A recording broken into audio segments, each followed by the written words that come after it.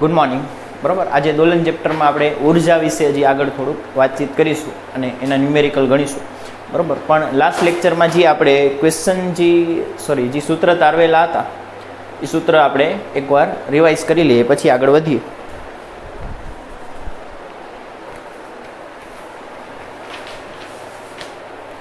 તો જો આપણે ગતિ ઉર્જાના સૂત્ર તારવેલા છે કે ગતિ ઉર્જા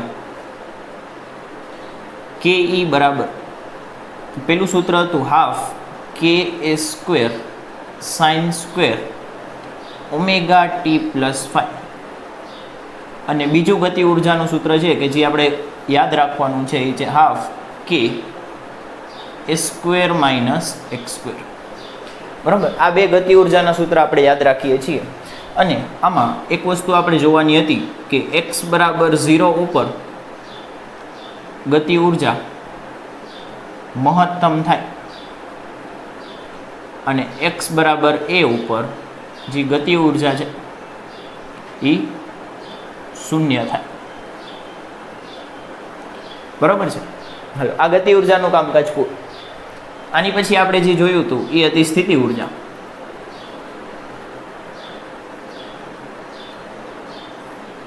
સ્થિતિ ઉર્જા છે એનું સૂત્ર શું હતું? તો u is equal two 1/2 k A square, અહીંયા સાઇન સ્ક્વેર છે, આમાં કોસ સ્ક્વેર આવી જશે, cos square omega t plus 5.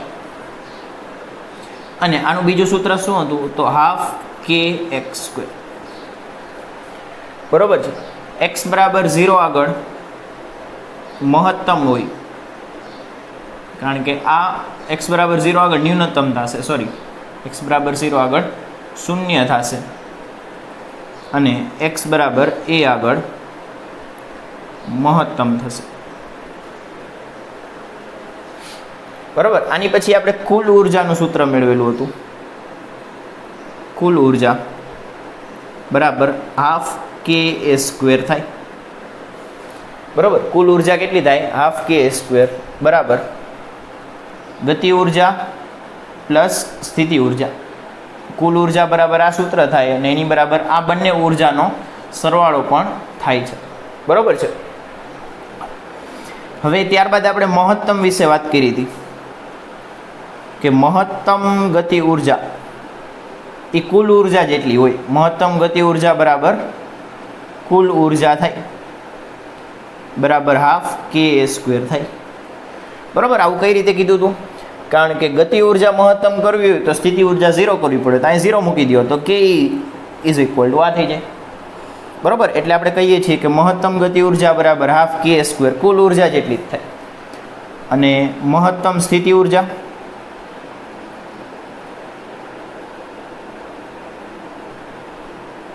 એ પણ કુલ ઉર્જા જેટલી જ થાય અને એની કિંમત પણ હાફ કે સ્ક્વેર જ થાય છે. બરાબર, આટલી વસ્તુ અત્યાર સુધી આપણે જોઈ ગયા છે. આની સિવાય આપણે આવર્તકાળ વિશે વાત કરી હતી કે જે સરળ આવર્ત ગતિ કરતો કણ છે એના કરતાં ઉર્જાનો આવર્તકાળ બમણો હોય. ઉર્જા બમણી ઝડપથી બદલાતી હોય કારણ કે એની આવૃત્તિ બમણી હોય અને આવર્તકાળ અડધો હોય. બમણો નહીં, આવર્તકાળ અડધો હોય, આવૃત્તિ બમણી હોય છે. હવે આજે આપણે છે આમાં થોડુંક આગળ વધીએ છીએ. બરાબર, અને આને આપણે લોજિકલી સમજવાની ટ્રાય કરીએ છીએ કે ધારો કે કોઈ એક કણ છે એ સરળ આવર્ત ગતિ કરે છે અને આ એનું મધ્યમાન સ્થાન છે x બરાબર 0. આ એનું અંતિમ સ્થાન છે x બરાબર પ્લસ a, અને આ તરફનું અંતિમ સ્થાન છે x બરાબર માઇનસ a. કણ છે એ અહીંયા ગતિ કરે છે આની વચ્ચે. બરાબર છે. કણને કઈ રીતે અત્યારે આપણે ઇમેજિન કરવાનું છે કે એક સ્પ્રિંગ સાથે જોડેલો એક બ્લોક છે, એક દળ છે, જેને આપણે ખેંચીને મૂકી દીધું. અહીં સુધી ખેંચી લાવ્યા છે, પછી મૂકી દીધું છે, તો એ સ્પ્રિંગ સાથે જોડેલો જે દળ છે એ આ રીતે સરળ આવર્ત ગતિ કરે છે. બરાબર છે. હવે અહીંયાથી જોઈને લખતા જઈએ કોણ ક્યાં મહત્તમ થાય છે. તો ગતિ ઉર્જા જુઓ તો x બરાબર 0 ઉપર મહત્તમ છે, એટલે અહીંયા ગતિ ઉર્જા મહત્તમ થશે, એટલે કે ઈ મહત્તમ. અને x બરાબર a ઉપર ગતિ ઉર્જા શૂન્ય થશે, એટલે કે કે ઈ બરાબર 0. બરાબર, અહીંયા ઓરિજિનલી મોડમાં લેવું પડે, એટલે માઇનસ a પાસે પણ કે ઈ 0 થશે. બરાબર, કારણ કે તમે વિચારો કે જ્યારે તમે બ્લોકને ખેંચો છો, બ્લોકને ખેંચતા ખેંચતા જે અંતિમ આ સ્થાન હશે ત્યાં બ્લોકનો વેગ 0 હશે. જ્યારે કોઈ કણ આ રીતે સરળ આવર્ત ગતિ કરે છે તો અંતિમ બિંદુ ઉપર એનો વેગ 0 હોય. વેગ 0 હોય તો mv² માં ગતિ ઉર્જા 0 હોય. એટલે આ બંને અંત્ય બિંદુ ઉપર ગતિ ઉર્જા વેગ 0 છે, એટલે ગતિ ઉર્જા પણ 0 છે એવું આપણે કહી શકીએ. અને વેગ ક્યાં મહત્તમ હોય? વચ્ચે. જૂનું યાદ કરો કે અહીંયા વેગ 0 હોય, અહીંયા વેગ મહત્તમ. અહીંયા વેગ મહત્તમ છે એટલે ગતિ ઉર્જા પણ અહીંયા મહત્તમ જ. બરાબર, હવે સ્થિતિ ઉર્જાનો વારો. તો સ્થિતિ ઉર્જા ક્યાં 0 છે? તો જ્યાં ગતિ ઉર્જા મહત્તમ હોય ત્યાં સ્થિતિ ઉર્જા 0 હોય. સિમ્પલ વસ્તુ છે. બરાબર, સ્પ્રિંગને તમે જેટલી ખેંચો એટલી એની અંદર વધારે ઉર્જા સંગ્રહ થાય. તો મધ્યમાન સ્થાન ઉપર એ ખેંચાયેલી હોય જ નહીં, તો મધ્યમાન સ્થાન ઉપર એમાં ઉર્જા 0 હોય એવું પણ તમે વિચારી શકો. સ્થિતિ ઉર્જા 0 હશે. તો આપણે લખીએ કે અહીંયા u બરાબર 0 થશે. તો અંત્ય બિંદુ ઉપર સ્પ્રિંગને અહીંથી ખેંચવાની ચાલુ કરી, અહીંયા સુધી ખેંચી આપ જોર કરી અને સ્પ્રિંગને આપણે અહીંયા સુધી ખેંચી લીધી. અહીંયા સુધી જ ખેંચાય છે એટલે અહીંયા આ બિંદુ ઉપર એની અંદર મહત્તમ સ્થિતિ ઉર્જા હશે. જેવું મૂકશું એવું ગતિ કરવા માંડશે. એટલે આ બિંદુ ઉપર u મહત્તમ હોય અને આ બિંદુ પાસે પણ u મહત્તમ થાય. એટલે એક વસ્તુ આપણે એડ કરી દઈશું અહીંયા, પ્લસ ઓર માઇનસ. બરાબર, થેન્ક યુ. હા, પ્લસ ઓર માઇનસ. બરાબર, આ વસ્તુ એડ કરી દેજો, તમારી સમજણમાં થોડું વધારો થશે. હવે આપણે આનો આલેખ દોરવાનો છે. આપણે શું કરવાનું છે? આનો એક આલેખ દોરવાનો છે. જો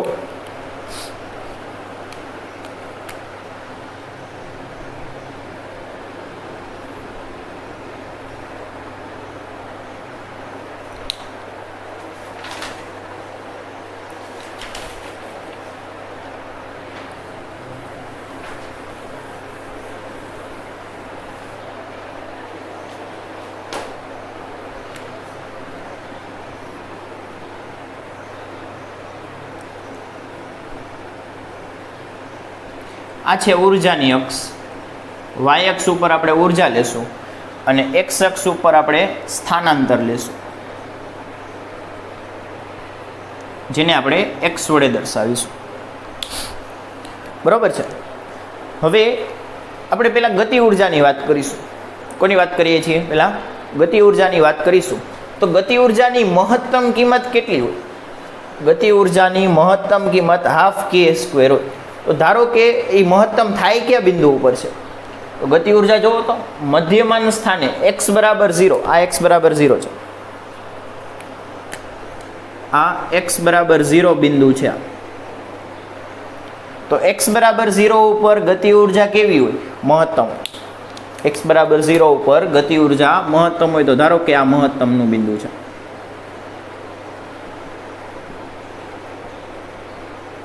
આ બિંદુ ઉપર ગતિ ઉર્જા મહત્તમ હશે અને કિંમત કેટલી હશે? ½ ka². બરાબર, આટલું જે અંતર હશે એ કેટલું થશે? ½ ka² થશે. પછી ધારો કે આ બિંદુને હું કહી દઉં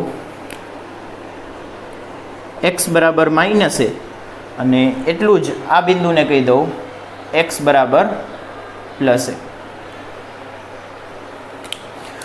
તો x બરાબર માઇનસ અને પ્લસ a ઉપર ગતિ ઉર્જા 0 છે. જો એટલે ગતિ ઉર્જાનું એક બિંદુ આવશે, બીજું બિંદુ આવશે અને x બરાબર 0 ઉપર મહત્તમ છે. હવે આનો આલેખ આપણે દોરવા જઈએ ને, આ ત્રણેય બિંદુઓને આપણે કનેક્ટ કરવા જઈએ ને, જોડવા જઈએ ને, તો પર્વલય આલેખ મળે. કેવો આલેખ મળશે? પર્વલય આલેખ મળશે. આ પર્વલય શું કામ મળે છે એની ચર્ચા આપણે પછી ક્યારેક એક્સ્ટ્રા લેક્ચરમાં કરી લેશું કે પર્વલય ક્યારે મળે અને વર્તુળ ક્યારે મળે ને એ બધું. પણ અત્યારે અહીંયા આલેખ છે આ પર્વલય મળશે. એટલે આ પ્રકારનો કંઈક આલેખ હશે.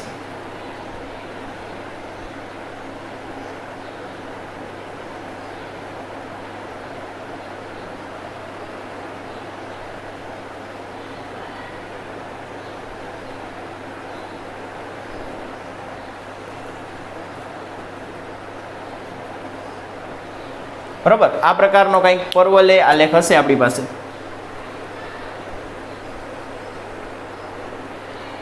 કોનો આલેખ છે આ? ગતિ ઉર્જાનો આલેખ છે. પાછો ચેક કરી લેવાનો કે x બરાબર 0 ઉપર મહત્તમ છે અને પ્લસ એ અને માઇનસ એ ઉપર એની કિંમત કેટલી છે? આલેખની કિંમત 0 છે. બરાબર. હવે સ્થિતિ ઉર્જાનો આલેખ દોરીએ. સ્થિતિ ઉર્જાનો આલેખ જો x બરાબર 0 ઉપર કેવું છે? x બરાબર 0 ઉપર સ્થિતિ ઉર્જા 0 છે. x બરાબર 0 ઉપર સ્થિતિ ઉર્જા 0 છે એટલે આ સ્થિતિ ઉર્જાનું x બરાબર 0 નો બિંદુ થશે. અને x બરાબર પ્લસ અને માઇનસ એ ઉપર સ્થિતિ ઉર્જા મહત્તમ છે. x બરાબર પ્લસ એ અને માઇનસ એ ઉપર સ્થિતિ ઉર્જા કેવી છે? મહત્તમ છે. મહત્તમની કિંમત કેટલી હશે? જો આટલી જ હશે, k² જેટલી જ હશે. એટલે મહત્તમનું બિંદુ અહીંયા ક્યાંક જ આવશે. આ k² માંથી પસાર થતી રેખા ઉપર જ ક્યાંક હશે. એટલે અહીંયા હશે આનું બિંદુ. આ ત્રણ બિંદુઓને આપણે જોડી દઈએ. આ ત્રણ બિંદુઓને આપણે આમ કરીને જોડી દઈએ. આ આલેખ પણ આપણને પરવલય જ મળશે.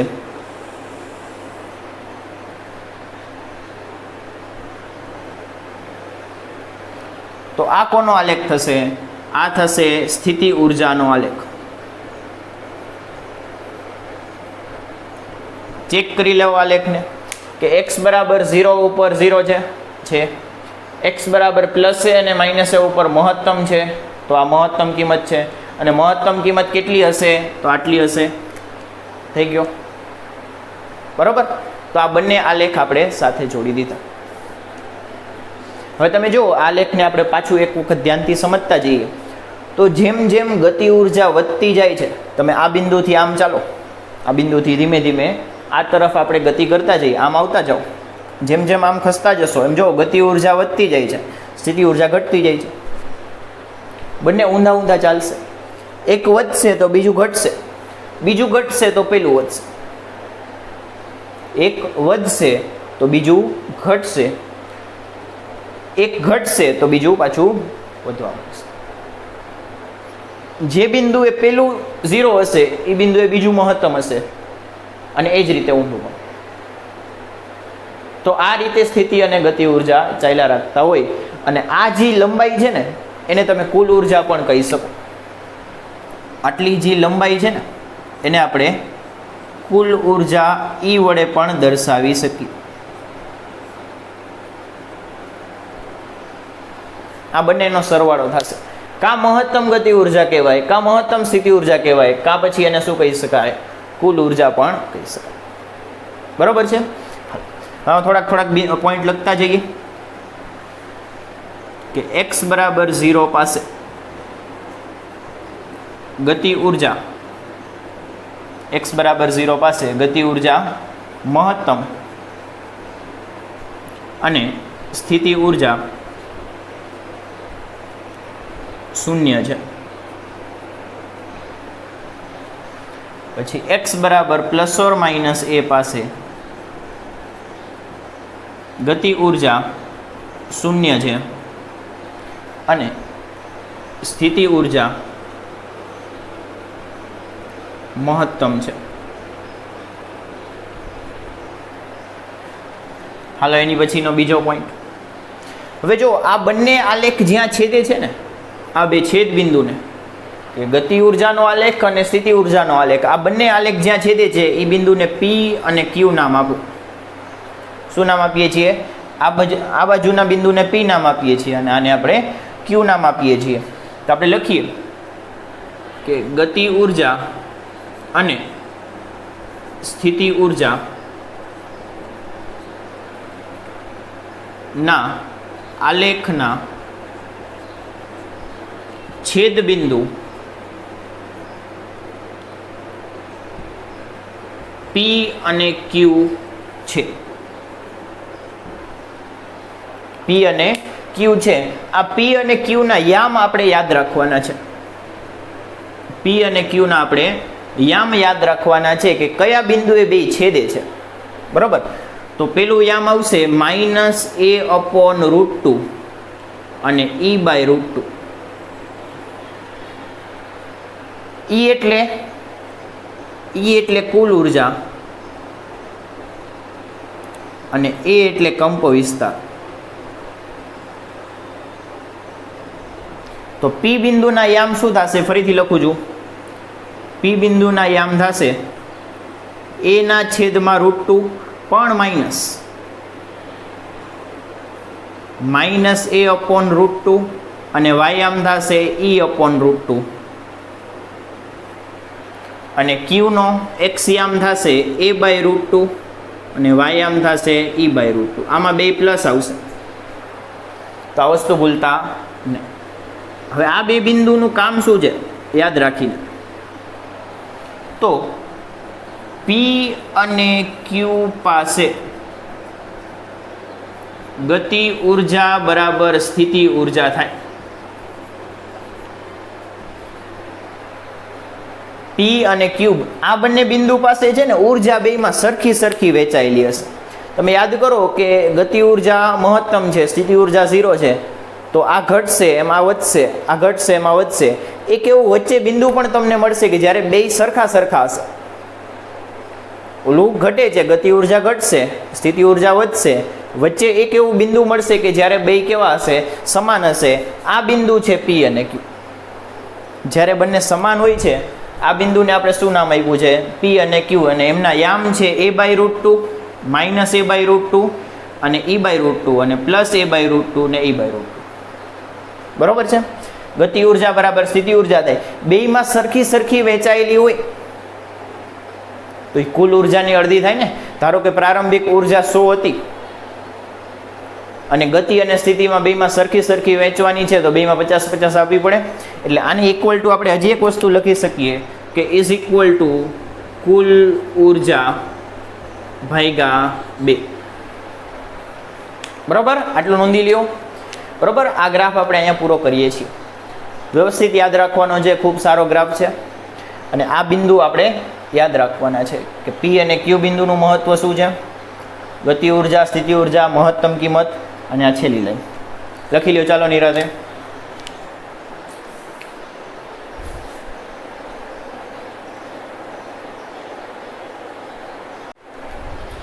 હાલો, હવે છે તે આપણે આ સૂત્ર ઉપર, ઉર્જાના સૂત્ર ઉપર રિલેટેડ દાખલા સ્ટાર્ટ કરીએ છીએ.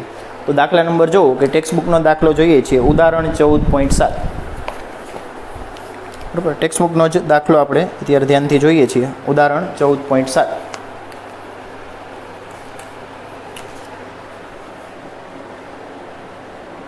ઉદાહરણ 14.7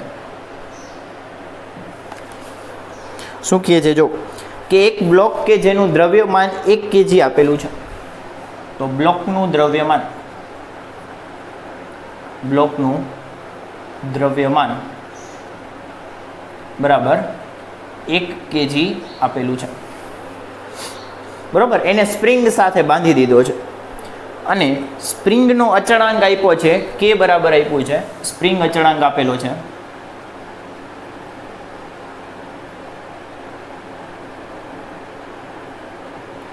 k બરાબર કેટલો આપેલો છે જોવો તો 50 ન્યૂટન પર મીટર.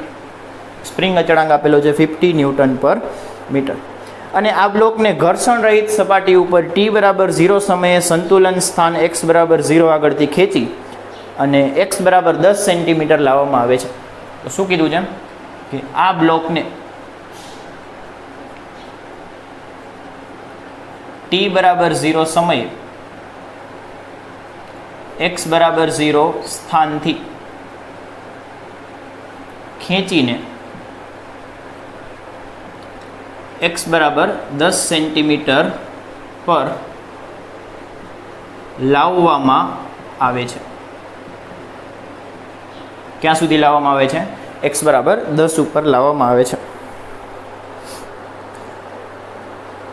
જ્યારે તે મધ્યમાન સ્થિતિ, એટલે અહીંયા આપણને એક વસ્તુ મળશે કે આ કંપ વિસ્તાર થઈ જશે. આ જે આપણને આપેલું છે આ શું થઈ જશે? કંપ વિસ્તાર થઈ જશે. કે તમે એને મધ્યમાન સ્થાનથી જેટલું પણ ખેંચી શકતા હોય એ ખેંચાણને કંપ વિસ્તાર કહી શકાય. મહત્તમ 10 જેટલું ખેંચ્યું છે એટલે આપણો કંપ વિસ્તાર થઈ જશે. હવે આપણે ગોતવાનું શું છે કે જ્યારે બ્લોક છે એ 5 સેન્ટીમીટર દૂર હોય, બ્લોક મધ્ય સ્થાનથી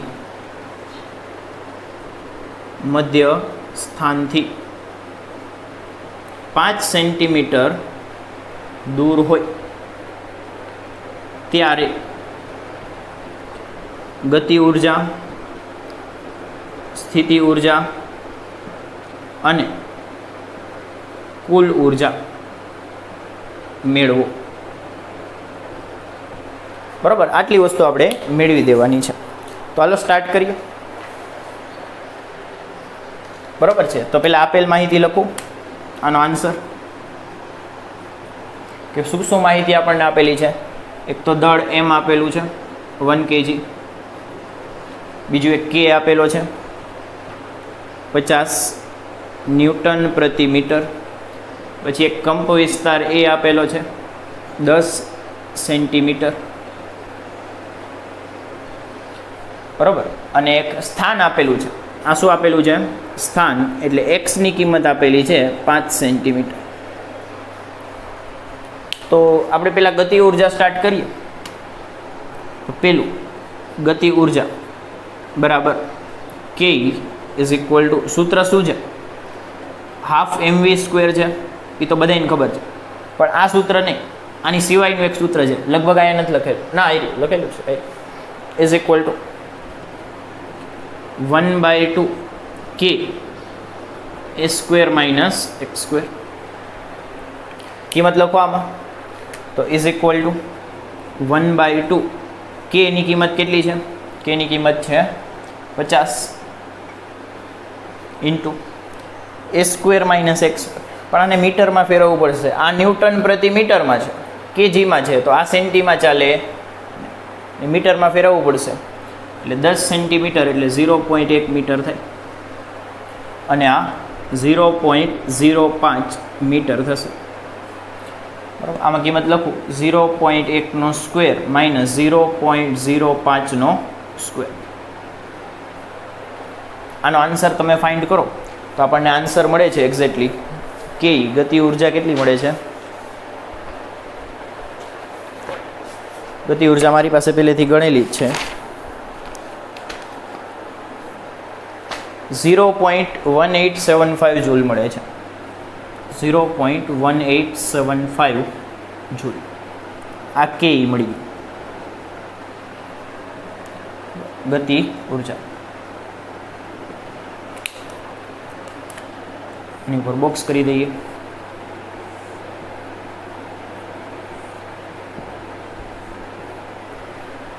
આ આપણો આન્સર. હવે સ્થિતિ ઉર્જા મેળવવાની છે. સ્થિતિ ઉર્જા તો ઇઝી છે, સીધું હાફ કે x², કે છે x છે બધું છે, તો ગોતી લઈએ. બીજું સ્થિતિ ઉર્જા u બરાબર 1/2 k x².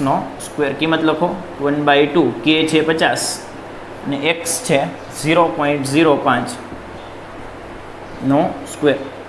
તો અહીંથી આન્સર ફાઇન્ડ કરીએ તો k ની કિંમત આપણને મળશે 0.0625 0.0625 જૂલ.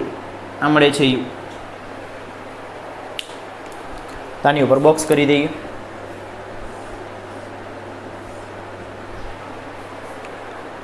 બરાબર, આ કે ને યુ મળી ગયા, બેનો સરવાળો કરો એટલે કુલ ઉર્જા મળી જશે. એટલે ત્રીજું અહીંયા જ લખી નાખું, છેલ્લું છે અહીંયા નીચે જ લખી નાખીએ. ત્રીજું કુલ ઉર્જા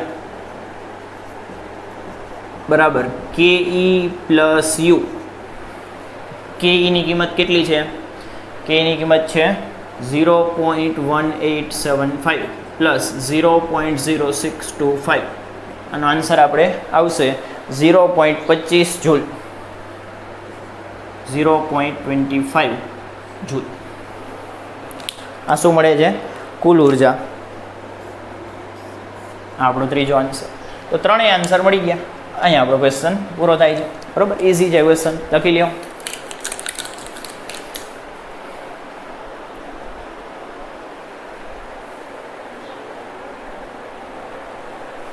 હાલો આની પછી જઈએ આપણે એક એક્સ્ટ્રા ક્વેશ્ચન જોઈએ છીએ, બરાબર. ખૂબ સારો છે અને થોડુંક નવું શીખવા મળશે એટલે આપણે આ ક્વેશ્ચન ધ્યાનમાં લઈએ છીએ. તો આ ભૂસી નાખું છું.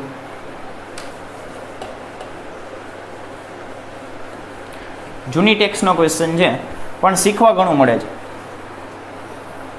બરાબર. રકમ લખતા જઈએ, પૂરી રકમ લખશું આપણે આ વખતે. કે મધ્યમાન સ્થાનથી ગતિ શરૂ કર્યા બાદ ક્યાંથી શરૂ થાય છે? તો મધ્યમાન સ્થાનથી ગતિ શરૂ કર્યા બાદ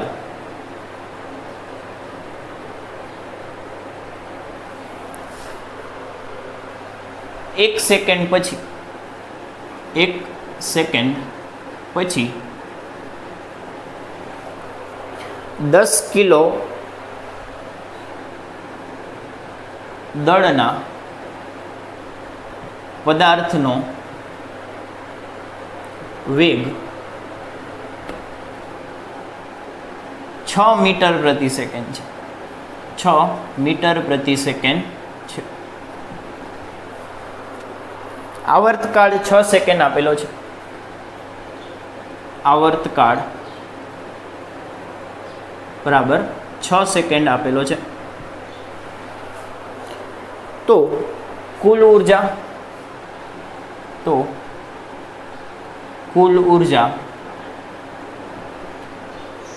ગતિ ઉર્જા અને સ્થિતિ ઉર્જા મેળવો. આ ત્રણ વસ્તુ આપણે ફાઇન્ડ કરી દેવાની છે. હવે અહીંયા ટ્વિસ્ટ આ જ છે કે ગતિ ક્યાંથી શરૂ થાય છે? મધ્યમાન સ્થાનથી. તો થોડુંક વિચારવું પડશે કે તમે જો આપણા દરેક સૂત્ર છે એની અંદર ફાઈ છે, બરાબર. એ ફાઈ ક્યાંથી ગતિ શરૂ થાય ને એની ઉપર આધારિત હોય છે.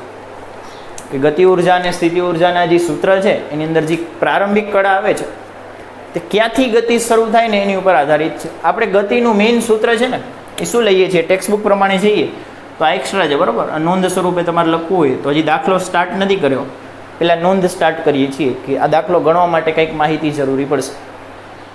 તો આ મધ્યમાન સ્થાન, આ અંતિમ સ્થાન, આ બીજું અંતિમ સ્થાન. x બરાબર -a, x બરાબર +a અને x બરાબર 0. આપણું ગતિનું સામાન્ય સૂત્ર શું છે? x બરાબર a cos ωt +5. આપણા સૂત્રમાં આપણે કોસને મુખ્ય સૂત્ર સ્વરૂપે લીધું છે ટેક્સ્ટબુક પ્રમાણે. તો તમારે એક વસ્તુ યાદ રાખવાની કે જો ગતિ અહીંયાથી શરૂ થતી હોય આ બિંદુએથી, અને આપણે એ બિંદુ કહીએ અને બી બિંદુ કહીએ આને સી કહીએ, વળી પાછું આમ આવશે એટલે આને આપણે ડી કહીશું અને આને આપણે ઈ કહીશું, બરાબર. એટલે કઈ રીતે જાય છે? એ ટુ બી જાય છે, બી ટુ સી જાય છે, સી ટુ ડી જાય છે અને ડી ટુ પાછું ઈ આવે છે.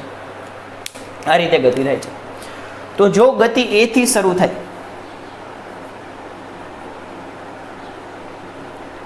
તો ફાઈ બરાબર 0 લેવાનું આ સૂત્રમાં. જો બી થી શરૂ થાય તો ફાઈ બરાબર π/2 લેવાનું. જો ગતિ સી થી શરૂ થાય તો ફાઈ બરાબર π લેવાનું. જો ડી થી શરૂ થાય, ડી થી શરૂ થાય એટલે કે જમણી તરફ જાય. બી થી શરૂ થાય એટલે ડાબી તરફ જાય. બી થી શરૂ થાય એનો મિનિંગ શું થશે? કે ડાબી તરફ જશે. અને ડી થી શરૂ થાય એનો મિનિંગ શું થશે? જમણી તરફ જશે. જો ડી થી શરૂ થાય તો ફાઈ બરાબર 3π/2 લેવું. અને જો ગતિ ઈ થી શરૂ થાય તો ફાઈ બરાબર 2π લેવું, બરાબર. આટલું તમારે આ ક્વેશ્ચનમાં યાદ રાખવું પડશે, બરાબર. અથવા તો જો આમ ન કરવું હોય, જો આ નોંધ ન ઉપયોગમાં લેવી હોય તો આપણે જૂનું ઓલું લખેલું છે કે અહીંથી શરૂ કરો તો સાઇન લેવું, અહીંથી શરૂ કરો તો કોસ લેવું, અહીંથી માઇનસ કોસ લેવું, એવું આપણે લખેલું છે. તો એ બધું એ ધ્યાનમાં લઈ અને આ સૂત્ર પાછા તારવવા પડે. એવી લાંબી માથાકૂટ આપણે કરાય નહીં, એટલે આપણે આ નોંધ વિચારીએ છીએ, બરાબર છે. લખી લો ચાલો, એટલે પછી આપણે આગળ વધીએ. હવે આમાં ગતિ ક્યાંથી શરૂ થાય છે? મધ્યમાન સ્થાનથી શરૂ થાય છે, અને મધ્યમાન સ્થાનથી શરૂ થાય છે ને આપણે વિચારીએ છીએ કે આ તરફ જાય છે, બરોબર. એટલે કેટલું આવશે? π/2 લેશું આપણે. અહીંયા આપણે π/2 ગણશું. φ બરાબર. તો સ્ટાર્ટ કરીએ.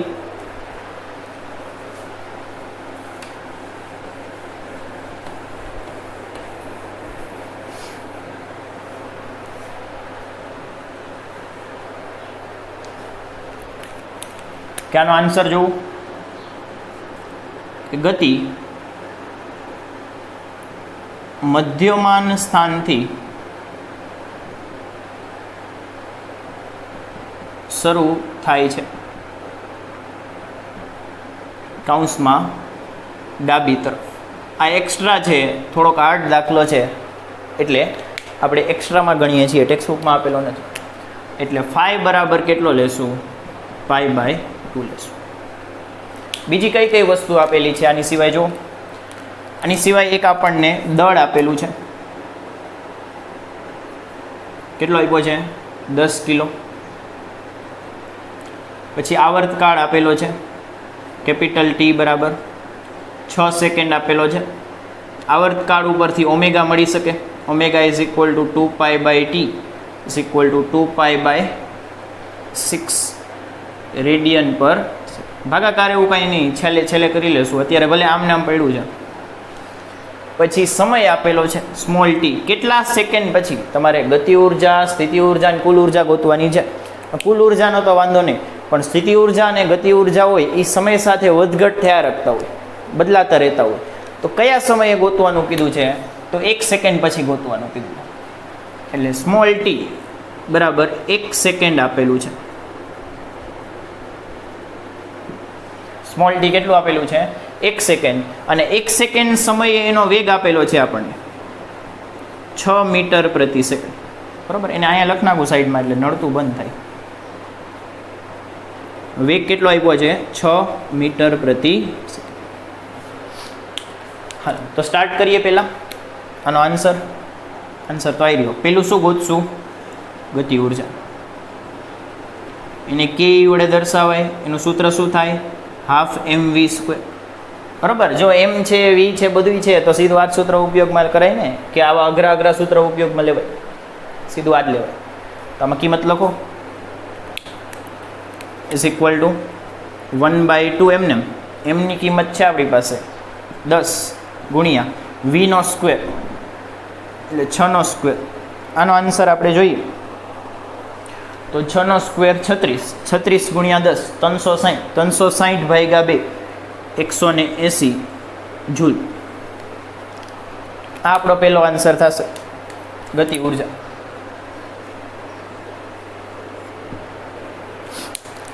હવે બીજો આન્સર ગોતીએ એ પહેલાં થોડુંક તમારે અહીં વિચારવું પડશે કે આપણી પાસે બીજો આન્સર શું છે? સ્થિતિ ઉર્જા છે. કુલ ઉર્જા છેલ્લે જ મળે. બીજો આન્સર આપણે ગોતવાનો હશે એ સ્થિતિ ઉર્જા છે. સ્થિતિ ઉર્જાના દરેક સૂત્ર ધ્યાનમાં લ્યો. તો x છે આપણી પાસે, કે તો કદાચ આપણે ગોતી લઈએ, પણ x નહીં ગોતા, x ગોતવું અઘરો થશે. ઉપરનું સૂત્ર જુઓ તેમાં t છે એ નથી, બરાબર. એ આપણે ગોતી લઈએ એટલે આપણી પાસે અત્યારે આ સૂત્ર ઉપયોગમાં લેવું પડશે. આવું એ સૂત્ર માટે આપણી પાસે આ ka² નથી. શું નથી આપણી પાસે? ka² છે. ka² કેમ ગોતશું? તો થોડીક ટ્રીક લગાવીએ. કે નું બીજું સૂત્ર શું થાય? કે જે કે બરાબર છે m⍵² લખાય. કે બરાબર શું લખાય? m⍵² લખાય છે. આ વસ્તુ આપણે યાદ રાખશું. જો હમણાં એનો કેમ ઉપયોગ કરું છું કે હવે ke બરાબર 1/2 ka² sin² ωt + 5 પણ લખાય, બરાબર થાય. આ સૂત્ર પણ કે નું જ સૂત્ર છે. કે ની કિંમત કેટલી છે આપણી પાસે? 180 1/2. કે ની કિંમત લખી નાખું. કે ની કિંમત કેટલી છે?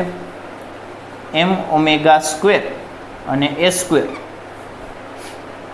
બરાબર. sin² ઓમેગા ઓમેગા છે આપણી પાસે, ઓમેગા આવી રહ્યો, કેમ ગયો ઓમેગા આવી રહ્યો, 2 pi divide by 6 into t, small t આપેલો છે 1 second, plus pi by 2, plus કેટલું છે પાઈ બાય 2, તો અહીંથી છેદ ઉડાડું 2 3 6, અને આપણે પાછું ફરીથી લખીએ, આ બેને સામે જવા દો એવું હોય તો, એટલે અહીંયા થઈ જશે 360 is equal to M omega square A square, બરોબર, sine square,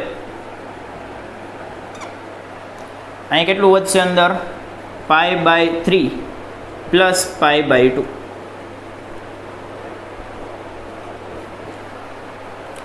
pi by 3 plus pi by 2, તો પાઈ બાય 2 માં કંઈક ઉમેરાય છે, કયું ચરણ આવશે? પાઈ બાય 2 માં કંઈક ઉમેરાય છે, કેટલામું ચરણ આવશે?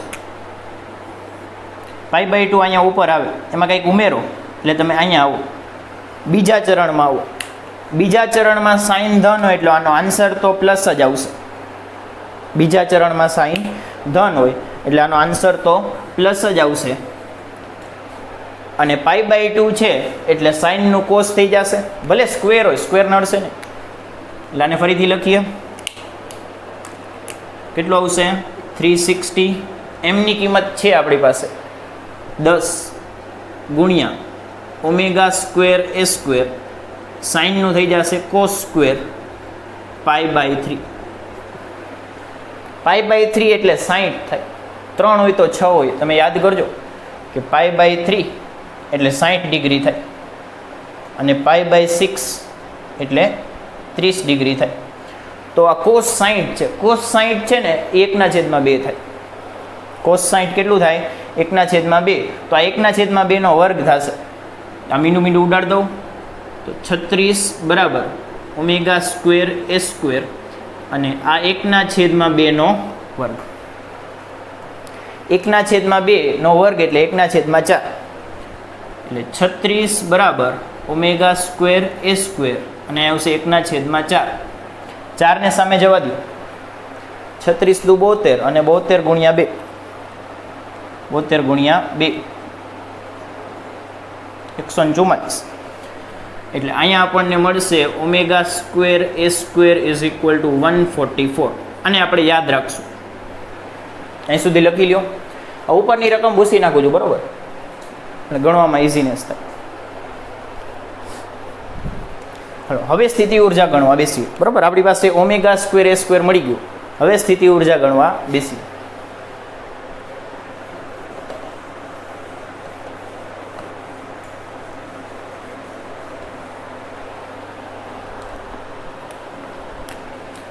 બીજું સ્થિતિ ઉર્જા, સ્થિતિ ઉર્જાનું આપણે આ સૂત્ર ઉપયોગમાં લેશું, એ માર્ક કરેલું જ છે કે U બરાબર 1/2, કેની કિંમત લખી નાખું, કેની કિંમત શું થાય એમ ઓમેગા સ્ક્વેર, બરાબર, અહીં સીધે સીધી કેની કિંમત લખી નાખું, ઉપર એવું હોય તો એકવાર સૂત્ર લખી દઉં, 1/2 k A square cos square omega t plus 5, બરાબર, કેની કિંમત લખીએ આપણે શું આવી m omega square A square cos square omega t plus, બધી કિંમત લખતા આવીએ તો 1/2 ની કિંમત 1/2, એમની કિંમત છે 10, ઓમેગા સ્ક્વેર એ સ્ક્વેર આવી રહ્યું 144, ઓમેગા સ્ક્વેર એ સ્ક્વેર એની કેટલી છે 144, કોસ સ્ક્વેર ઓમેગા કેટલું છે તો 2π/6 ઇન્ટુ સ્મોલ ટીની કિંમત 1 છે, અને પ્લસ 5 કેટલું છે તો π/2, આનો આન્સર આપણે લખીએ ફાઇનલ, તો આ 5 દૂને 10 એટલે કે 5 ગુણ્યા 144. હવે પાછું એ વિચારવું પડશે કે અહીંયા કેટલું આવશે π/3 આવશે, તો કેટલું વધ્યું અહીંયા cos square π/3 plus π/2, cos square π/3 plus π/2,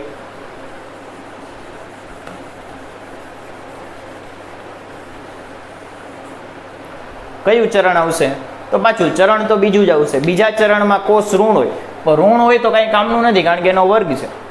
ઋણનો વર્ગ હોય એ ધન થઈ જાય, એટલે કાંઈ આન્સર તો પ્લસ જ આવશે. અને π/2 છે એટલે કોસનું શું થઈ જશે? સાઇન થઈ જશે.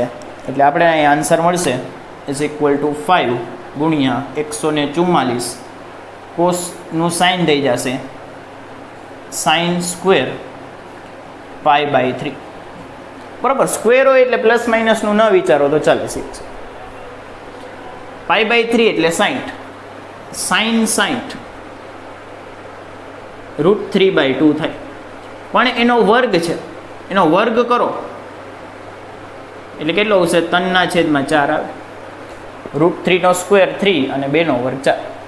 એટલે અહીંયા આપણે આન્સર લખીએ. ફાઇનલ આન્સર લખવું જોઈએ એટલે અલગ પેનથી લખશું. ઇઝ ઇક્વલ ટુ 5 ગુણ્યા 144 ગુણ્યા સાઇન સ્ક્વેર એટલે 3/4. બરાબર, આ બધો ગુણાકાર કરો એટલે ફાઇનલ આપણને આન્સર આવવો જોઈએ. u ઇઝ ઇક્વલ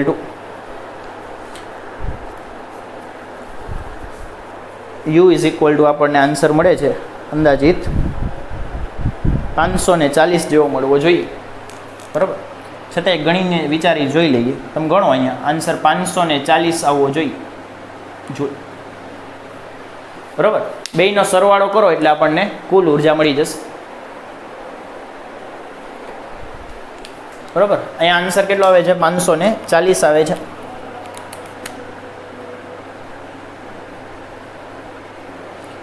તો આ આપણને બીજો આન્સર મળશે સ્થિતિ ઉર્જા. બેયનો સરવાળો કરો 540 + 180 એટલે કુલ ઉર્જા આપણને મળશે.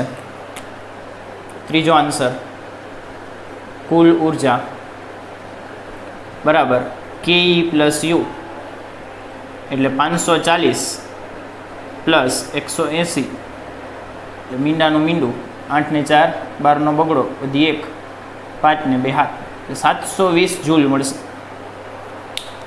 કુલ ઉર્જા કેટલી મળે છે? 720 જૂલ.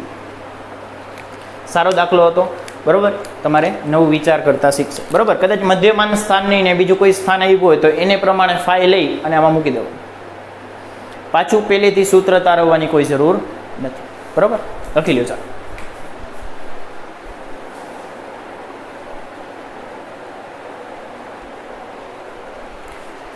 આપણો આજનો લેક્ચર છે એ આપણે અહીંયા પૂરો કરીએ છીએ. ઉર્જામાં જેટલું હતું એટલું બધું આપણે કરી લીધું છે. બરાબર, નેક્સ્ટ લેક્ચરથી કંઈક નવું ટોપિક સ્ટાર્ટ કરશું અને નવા તંત્ર જોશું. આ વખતેથી આપણે અત્યાર સુધી ખાલી એક સ્પ્રિંગનું તંત્ર જોયું છે. નેક્સ્ટ ટાઈમથી લોલકનું તંત્ર જોશું. અને લોલકમાં પણ બે પ્રકારના લોલક આવશે. એક આ પ્રકારનું લોલક અને એક વડ લોલક. બરાબર, એ બંને પ્રકારના લોલકના તંત્ર વિશે આપણે વાત કરીશું. બરાબર, તો વ્યવસ્થિત MCQ ગણજો અને વ્યવસ્થિત આની પ્રેક્ટિસ કરજો. ચેપ્ટર ખૂબ જ IMP છે. Thank you.